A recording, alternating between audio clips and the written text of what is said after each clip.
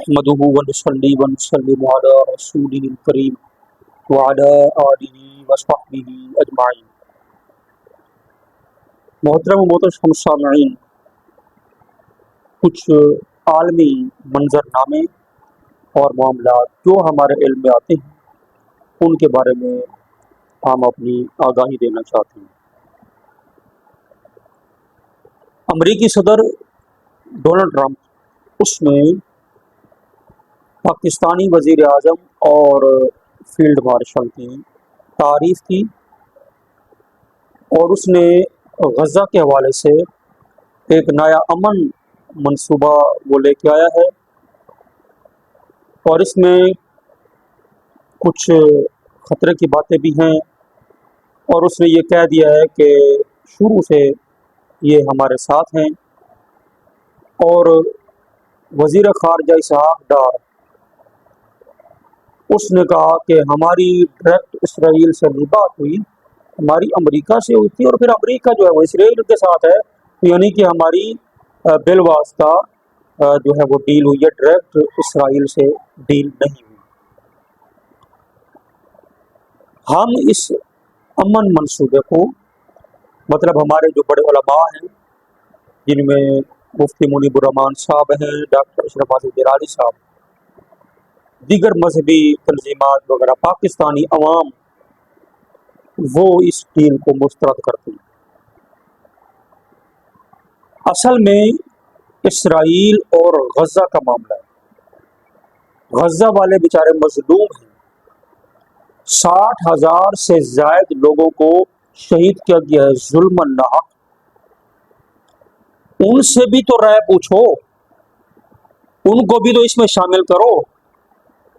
इसमें किसको शक नहीं है कि इसराइल जालिम है, इसराइल कातिल है और इसराइलियों ने ये जुल्म किया गज़ा पर कि उनके 60,000 से ज़्यादा लोगों को शहीद किया और कई इलाके सफ़े हस्ती से मिटा दिए, बम मारे। तो इसमें तो कोई शक नहीं है, ये तो एक हकीकत है और अज़हर मेरे शम्स है। अब गज़ा वाले बेचारे जो इतना जुल्म सहते रहे, इतनी जो है वो बच्चे उनके मरते रहे और उनके जवान शहीद होते रहे, बच्चे यतीम होते रहे, औरतें बेवा होती रही, उनसे कोई पूछा ही नहीं कि वो इसमें राजी है या नहीं।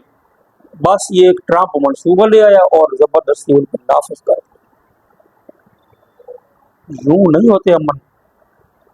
अगर अमन चाहती है आलमी दुनिया कि अमन हो तो उसका तरीक़ाकार यही है कि इसराइल को उसकी जो पहले सरहदें थी 1967 से पहले वहाँ वापस जाए और मकबूजा इलाकों को छोड़े, मकबूजा इलाकों को छोड़कर अपनी हदूद में चला जाए। और उसके अलावा जो उसने कत्ल गारतगरी की है, इससे वो आलमी दुनिया के सामने माफ़ी मांगे, मुसलमानों से माफ़ी मांगे, पूरी दुनिया के सामने माफ़ी मांगे। बल्कि हकीकत तो ये है कि इतने हज़ारों बल्कि 60,000 से ज़ायद जो कत्ल हुए हैं लोग, उनके कत्ल में इसको गिरफ्तार करके फांसी दी है नेतन्याहू को। ये कातिल है। क्या कातिलों को यूं ही एक मंसूबे के तहत रिलीफ दे दिया जाए और उनको छोड़ दिया जाए, कातिल पर कोई गिरफ्त ना हो? ये तो कोई तरीका नहीं है कि जहाँ तक वो इसराइल पहुँच चुका है, जितनी वो बर्बादी कर चुका है, जितने इलाकों पे कब्जा कर चुका है, वहाँ रुक जाए, आगे ना जाए। तो वहाँ क्यों रुक जाए भाई? वो इसके बाप के इलाके हैं, उनको भी छोड़े और उनको छोड़ने के बाद जहाँ उसकी हदूद 1967 से पहले थी वहीं चला जाए और फिर अमन की तवक्को और उम्मीद की जा सकती है, वरना अमन की तवक्को और उम्मीद नहीं की जा सकती।